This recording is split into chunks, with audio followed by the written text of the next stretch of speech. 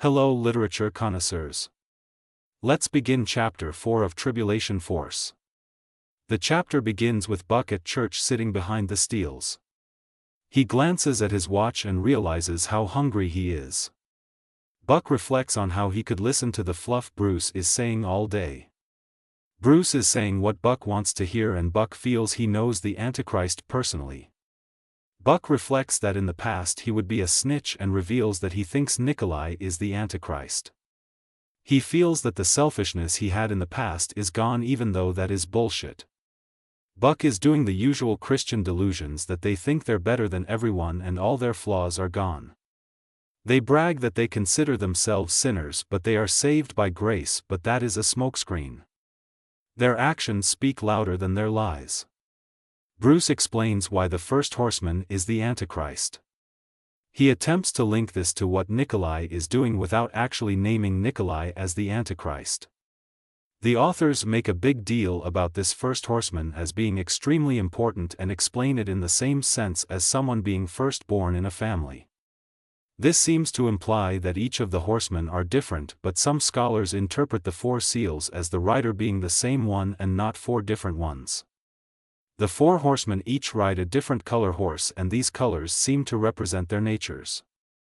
The first one gets named Conquest because although he rides a white horse he goes out to conquer. The next one gets named War and he rides a red horse.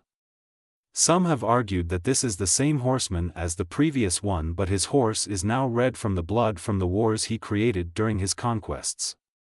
One could argue that this is not the same because when on the white horse he is described as having a bow but no arrows and this gets interpreted as him being peaceful. Or maybe, just maybe he was out of arrows because of the conquering he did. If the blood on the red horse dries we could get the black horse that the rider of the third seal has. This one is called Famine and this comes about as a result of the wars. The last one is Death and he rides a pale horse which could be the dried blood ruining the coat of the once white horse. The text itself describes the author seeing another horseman approach with each seal, so this has led to the idea of four horsemen and not just one. Rayford thinks he is now an expert on the Bible because he has been listening a lot to everything others have said. He boasts to himself that he has been an excellent student and a fast learner. This presents a problem because while he thinks he is so smart he has not exposed himself to arguments against his beliefs. This means he cannot defend his beliefs if challenged. He has no alternative but to deflect and consider that a win. Changing the subject is not a win for Christians but a loss because it admits they cannot defend their beliefs. Rayford admires that Bruce realized his beliefs were actually phony and after he did he immediately repented. What is there to truly admire? The only reason he did this was because of some giant event that he interpreted a certain way. Had he not interpreted the disappearances as the rapture, would he have changed and converted? His whole admiration is based on confirmation bias and respecting him for being fallacious. Is that really a good thing? Rayford thinks about Bruce's health but disregards the thought because he seems full of energy. This seems so ridiculous because they keep describing Bruce as looking tired, worn, and weary, but because of a brief moment of energy, we're gonna disregard all that. Bruce makes a very lame joke about him not being the Antichrist and it gets met with disaster. He seems to be on an endless loop as he keeps repeating himself about the white horseman being the Antichrist. The service finally ends and everyone is asking Bruce if Nikolai is the Antichrist. Several have trouble with this as they struggle with their personal incongruity. Bruce dodges by just asking questions to their questions. Not sure why a pastor won't provide guidance when asked for it. Basically Bruce's character is just one that is in the way and hindering the story. We have nothing to make him sympathetic or relatable. Buck tries to talk to Chloe but she's too busy acting childish as she makes snarky comments when he asks her out. This wounds Buck's pride because he expects her to fall apart about him breaking up with her. She seems as if she will be unfazed when he tells her. At this point, why even bother because she is showing no interest, so just let the whole thing go and move on with your life, Buck. Chloe wanders off and Rayford steps in, good old cock block Rayford. He asks if Buck feels bad about introducing Hattie to Nikolai. This is completely out of place with everything that has been going on with the church service and Buck and his daughter, so why is he suddenly caring about someone that he treats like shit? He calls her a friend, but how can he even have the nerve to do that with the way he's been acting? Things ended badly for him and Hattie in the last book when she storms off, so how can he think of himself as her friend? Though he admits this after he suddenly has regrets about how he treated her. This comes as a complete surprise considering how self-centered he is. He also finally admits they never had a relationship together. Despite his need to punish her in the last book for his imagination and imaginary affair. Remembering how bad it was in the last book, someone must have told the authors to smarten up. Both Buck and Rayford admit that Hattie isn't smart enough to be an assistant, so they assume she is just hired for her looks as Nikolai's plaything. Here we again see the author's lack of respect for women. Though they wrote Hattie as being lonely and needy, she has at times shown how capable she is. More often so than Chloe. In the author's world, all women must be either subservient slaves to men or they are completely incompetent. An example is Buck's new boss, and Chloe is another example because she is not subservient, so they paint her as being an incompetent childish adult 5-year-old. Rayford says he's not in a position to warn her about Nikolai, but he doesn't give a reason why this is the case. They end up trying to come up with some stupid plan to get a message to Hattie. Rayford comes up with a plan to have Chloe call her old number to see if it is still active. They separate and cock-block. Ray thinks over plans of his own to interfere in Buck possibly dating Chloe. He still hasn't learned to mind his own business and let them solve it out on their own.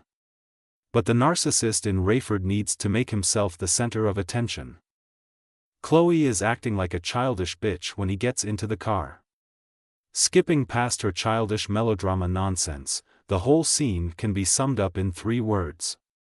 Wah, wah, wah. Scene changes to Buck as he buys some food to eat and reflects on how lonely he is. He acts like Rayford did in the last book. This was when he was compared to the cat meme where the cat sits at a window and cries about how lonely he is. His owner tries to pet him and he yells and hisses. The owner leaves him alone and the cat go back to lament about how lonely he is. Same thing here. Buck decided he needs to get to know Bruce better than Chloe. Because getting to know a decrepit old man is better than a young attractive woman that shows interest in you for some reason. He has no other friends he can spend time with. Buck decided to try calling Chloe again and have it out with her to settle that he has no interest in her. He picks up his phone and has a mysterious voicemail from Steve.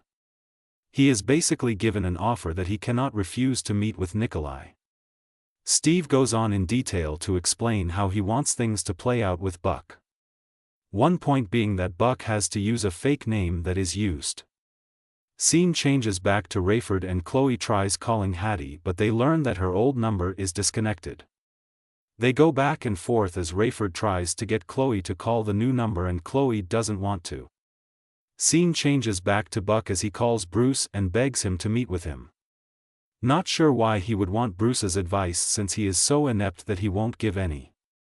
Out of all the people to ask advice of, he picks the most useless person on the planet. Bruce whines that he wants to take a nap, but he reveals that he's not gonna sleep.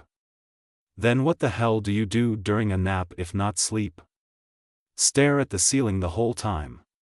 He agrees but insists that he goes over to Buck's place instead of the church or his house. Buck hangs up and calls his office and makes arrangements to have his stuff delivered. He is having his belongings sent to the office instead of his new condo. He tells the stenographer named Alice and gets her to agree to drop off his stuff. He plans to give her a spare key so she can get inside and drop off his stuff. She mentions that this would work out because she needs to go to the airport and pick up her fiancé, which is on the way. Here is some foreshadowing that will turn into more nonsense later on. Scene changes back to Rayford and he asks Chloe to fly with him to Dallas because he needs to be recertified to fly 757 airplanes. Chloe refuses because she wants to see Buck's place after the childishness she's been pulling. This makes no sense, and even Rayford asks why she wants to see Buck. She counters that she does not want to see him but see his place. As if that makes any logical sense. Insert eye roll. Even as a former college student, she should not be acting as childish as this. She should have grown up some. Scene jumps, again, to Buck as Bruce arrives. Buck drags him to eat at a pizza place and tells him about the secret phone call. Because if you want to keep something secret, you speak of it out in the open with a crowd of people around. Buck does more bragging about what a great journalist he is. He mentions his instincts tell him to go, but he knows that Nikolai is the Antichrist. Bruce remarks that he cannot do anything because of how impotent he is, and he needs Rayford and Chloe to give them advice. Buck wants to keep this secret from them. Why? Because it's illogical, that's why. He has no reason to keep this secret except that they could be trying to set something up in a very stupid way. Bruce does press Buck, and Buck finally admits that the reason why he doesn't want them involved is that they will tell him to do what he doesn't want to do. Also explains why Bruce was called, because he's so lame he won't offer advice that Buck doesn't want to hear. The next day at the airport, Buck is given special privileges because the whole thing was set up by Nikolai. He is given a bottle of champagne and he refuses, then gives it away to the flight attendant. In order to do this, she asks him to sign a form revealing that she has not stolen it. He signs with his own name and not the fake name that the tickets and everything was put under, not sure why Nikolai and his staff would not use Buck's actual name but instead used a fake one. Again, none of this makes sense.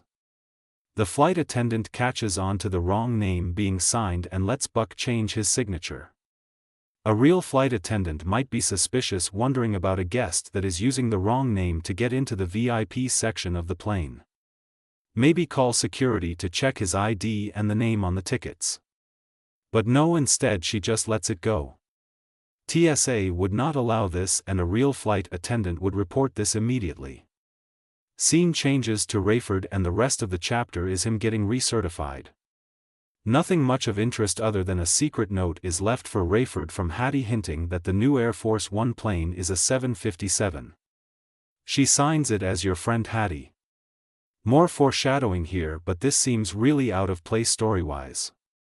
After the way Rayford has treated her as shit, not sure why she is revealing this. It seems as if she is trying to influence things from her end. I won't reveal why right now, but I do know the answer. This ends Chapter 4 of Childish Force. See you next time for Chapter 5.